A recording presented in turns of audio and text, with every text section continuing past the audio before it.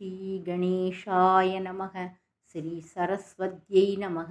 ஸ்ரீ குருப்யோ நமக. அனைவருக்கும் வணக்கம்.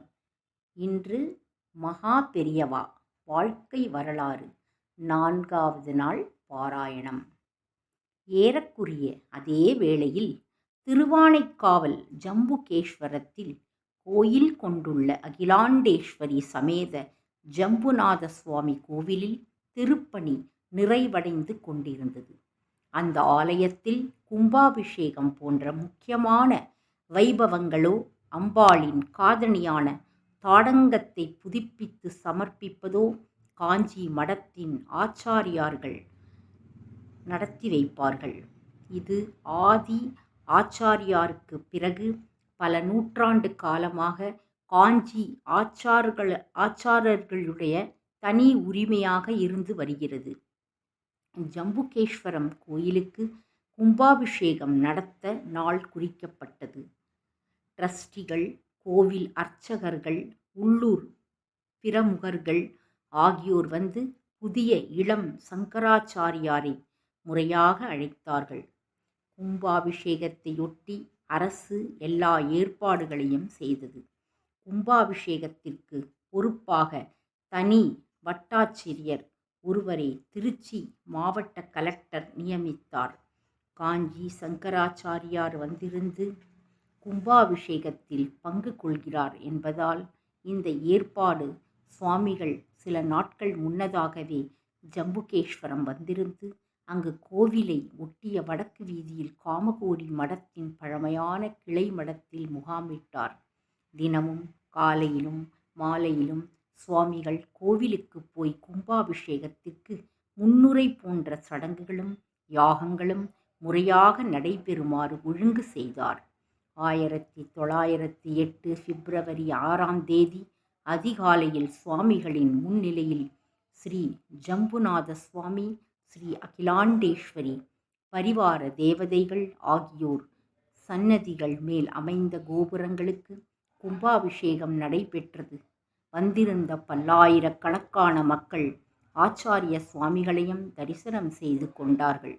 சுவாமிகள் கலந்து கொண்டு முக்கிய பங்காற்றிய முதல் பிரதான சமய நிகழ்ச்சி இந்த கும்பாபிஷேகம்தான்.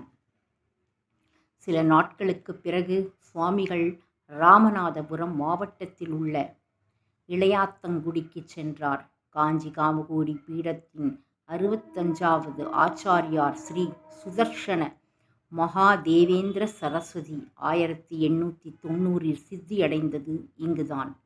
நாட்டுக்கோட்டை நகரத்தார் சமூகத்தார் அந்த 65வது ஆச்சாரியாரின் சமாதி இடத்தில் ஒரு சிறு கோவில் எழுப்பியிருந்தார்கள்.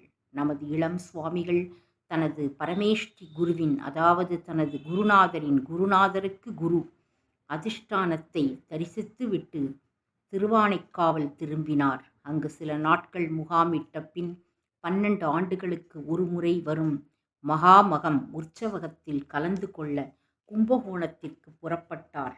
அந்த உற்சவத்தில் பாரத நாடு நெடுகிலும் இருந்து பல லட்சம் பக்தர்கள் வந்து கூடுவார்கள்.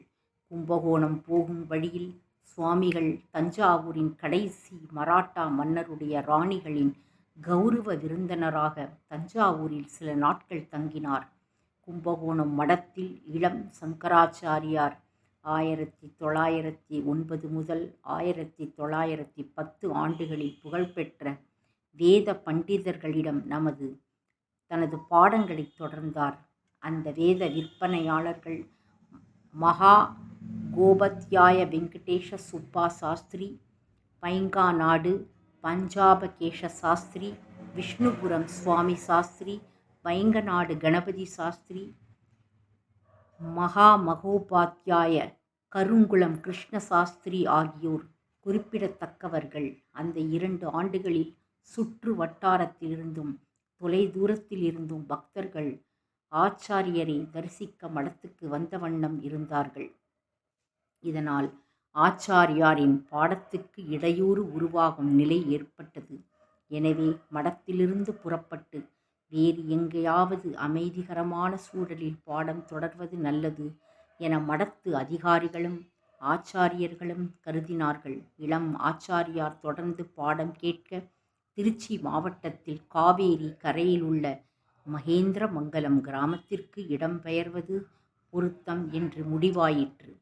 மதுரையை ஆண்ட நாயக்க வம்ச அரசர்களில் கடைசி அரசரான விஜயரங்க சொக்கநாதர் 1710 மடத்திற்கு சாசனம் செய்து கொடுத்த நிலம் இன்று அளவும் மகேந்திரமங்கலத்தில் காஞ்சி மடத்தின் பொறுப்பில் இருந்து வருகிறது.